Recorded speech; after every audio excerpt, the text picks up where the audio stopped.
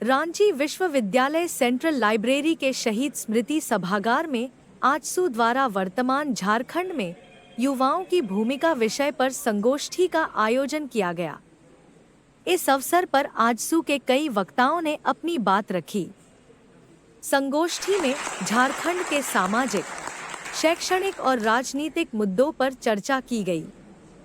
सुनिए वक्ताओं ने क्या कहा।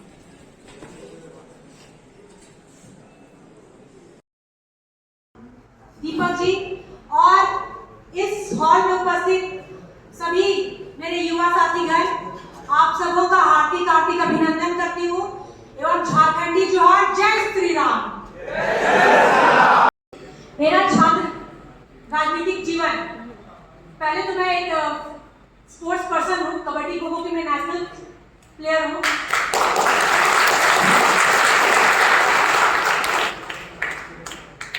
कॉलेज से मैंने इंटर करने के बाद मुझे बीआईटी मिश्रा में एडमिशन मिला हुआ था ऑटोमोबाइल ब्रांच में, लेकिन मुझे पढ़ के साधारण जिंदगी जी के डिग्री हासिल करने से मतलब नहीं था।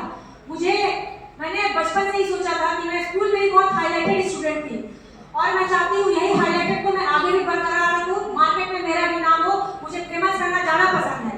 इस चीज को मैंने बढ़ावा देने के लिए पॉलिटिकल ज्वाइन किया कि पॉलिटिकल में आने से पॉलिटिक्स में लड़कियां बहुत कम होती हैं, लेकिन उस चीज को ढकने के लिए हम लोगों ने मैंने सोचा कि नहीं, अगर अपने मुद्दों तो इसी मुद्दा को लेकर हम लोग अगर संगठन से जुड़ते हैं या फिर हम लोग भी आजू संगठन से जुड़े, बहुत आंदोलन किए, जो भी मुद्दा रहा उसको एक साथ में हम लोग मिलकर कॉलेज के प्रिंसिपल के पास धरना दिए, वीसी के पास धरना दिए, तो हम लोग का समस्या का समाधान हुआ है। जो कि झूठ में अगर काम कीजिएगा, किसी भी संगठन से जुड़ के अगर काम कीजिएगा, झूठ में काम कीजिएगा, तभी आपका कॉलेज प्रशासन भी बात सुनेगा। झारखंड कैसा होगा? आज झारखंड का युवा बेरोजगारी, पलायन और नशे जैसी चुनौतियों से जूझ रहा है, लेकिन मैं यह भी देखता हूं कि यही युवा नई तकनीकें सीख रहा है, स्टार्टअप शुरू कर रहा है, खेल और शिक्षा के क्षेत्र में नाम कर रहा है। हमें यह तय करना होगा कि हम सिर्फ समस्याओं का चर्चा करें या समाधान की दिशा में बढ़े।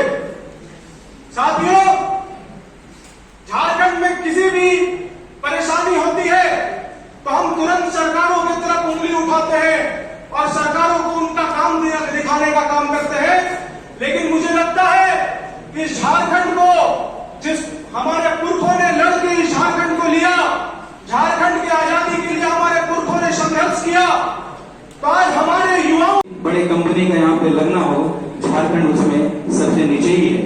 उसके पीछे का कारण क्या है? शुरुआत में जब झारखंड बना तो यहाँ पे राजनीतिक आर्थिकता भी थी। लगभग 5 साल अगर रघुवर दास की सरकार को छोड़ दें तो किसी की 5 साल सरकार नहीं चली।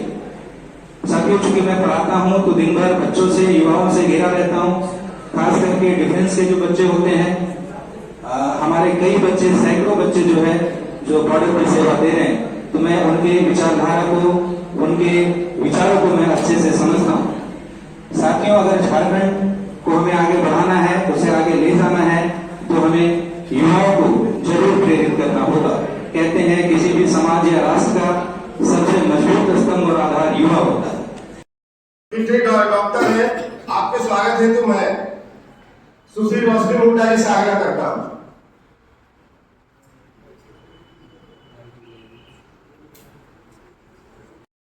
आपके सामने आएगा, आप लोग बनेंगे नया नेतृत्व के रूप में, तो राज्य भी बेहतर बनेगा। क्योंकि इस विचार गोष्ठी का कुछ लक्ष्य है, क्योंकि सिर्फ विचार करना हम लोग का कोई मकसद तो नहीं है, इससे कुछ निकलना भी चाहिए। समुद्र मंथन करने के बाद जिस तरह से निकला, अमृत निकला, जो चीज निकला, हम भी इस मंथन से कुछ निकालना चाहते हैं। जैसे क्या निकलना चाहिए, क्या किस सोच के साथ हम